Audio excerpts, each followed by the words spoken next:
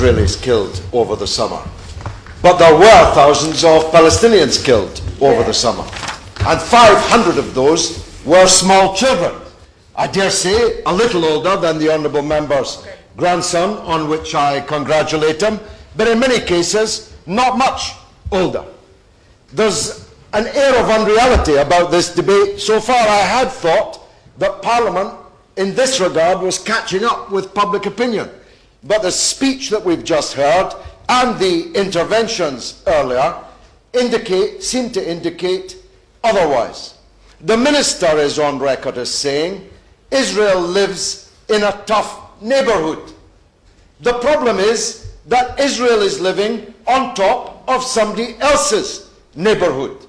And the attempt to equate violence from the illegally occupied with violence from the illegal occupier is preposterous, and yet repeated over and over again already in the short debate that we've had so far.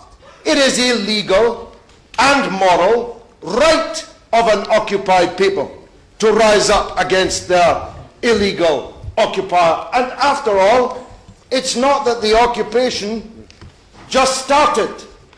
The West Bank and Jerusalem has been illegally occupied for 47 years. How much longer do you expect the occupied people to wait for their rights? All this poppycock about peace talks and the rest. There are no peace talks. There is no peace process. And contrary to what the Honourable Gentleman just said, there are not two countries involved in this. There's only one country which is occupying the land of another.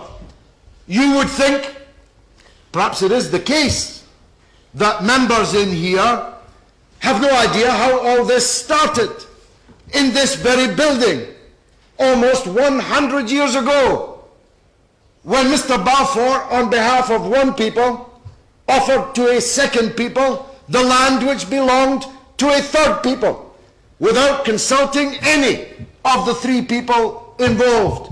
We have a historic obligation greater than any other country to side with the victims of the act which Mr. Balfour performed. Yet there's no sign of it here. Parliament did recently take a decisive and important decision, but the government has not caught up with it. The government continues to support